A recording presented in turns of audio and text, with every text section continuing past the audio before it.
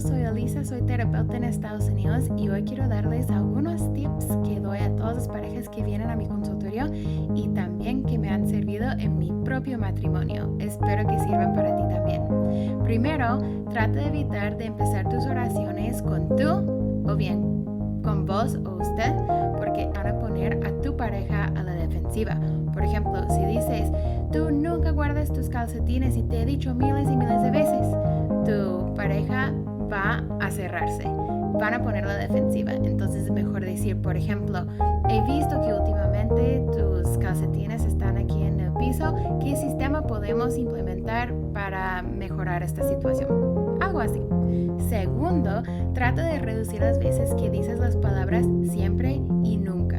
En vez de decir, nunca me ayudas aquí en la casa, es mejor decir, he visto últimamente que yo he estado haciendo mucho trabajo aquí en la casa, ¿podrías ayudarme un poquito? ¿Por qué digo esto? Es porque si dices siempre y nunca, eso no es muy preciso. Si dices, tú nunca me ayudas, tu pareja a lo mejor va a pensar, sí, nunca, ¿qué tal la vez que te ayudé la semana pasada? ¿Qué tal esa vez que te sorprendí con una casa limpia cuando llegaste de viaje? Sí, nunca apago las luces, ¿qué tal la noche cuando sí me acordé y sí me esforcé? No estamos validando el esfuerzo de nuestra pareja cuando decimos siempre y nunca para todo. Número 3, cuando te enfrentas con un problema, velo así. Tú y tu pareja y sus recursos en contra del problema. Muchas veces cuando tenemos un problema, tenemos la tendencia de verlo como yo en contra de mi pareja, en contra del problema, y el problema está en contra mía, y el problema está en contra de mi esposo y todo eso. Estamos como si fuera una guerra de 3 equipos, ¿no? Entonces, si empezamos a ver un conflicto como si fuera un monstruo, algo así, contra quién hemos declarado la guerra como pareja, podemos ver cómo empezamos a pensar juntos, tu pareja y tú, en contra de ese problema. No dejes que nada se meta en medio de tu relación, ya que sea el dinero, problemas con los niños, problemas del trabajo, lo que sea. Eso no se debe de meter en tu matrimonio. Lo que sí debe de pasar es que tú y tu pareja deberían de enfrentar los problemas como un equipo. Y por último, me gustaría animarles a evitar las paradojas.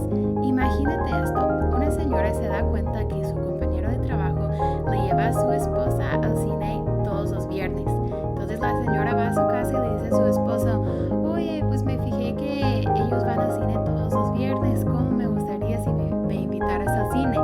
El esposo toma esto en cuenta y pasa una semana y él le dice a su esposa, oye, ¿y si vamos al cine? Y ella se enoja, solo me estás invitando porque yo te dije que me gustaría, yo te tengo que pedir las cosas y tú no lo haces automáticamente.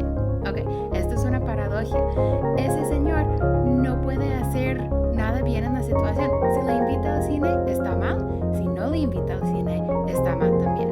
Entonces, si tú y tu pareja están viendo este video y tú notas que tu pareja empieza a practicar las habilidades, no digas, es porque viste tal video y no sé qué.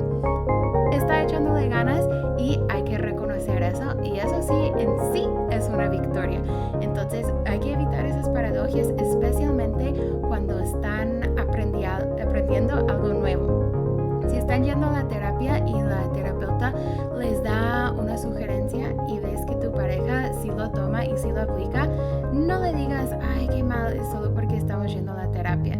Dale el beneficio de la duda que está echándole ganas y felicítalo por eso, y hay que aprovechar. Esas cosas no pasan todos los días. Listo, ahí están mis 4 tips para mejorar tu matrimonio. A mí me han servido mucho en mi matrimonio, en lo personal. Entonces espero que te haya servido en la etapa donde te encuentres. Si te gustaría ver más contenido, suscríbete a mi canal, y si tienes alguna pregunta o comentario, por favor déjame un comentario abajo y seguimos platicando.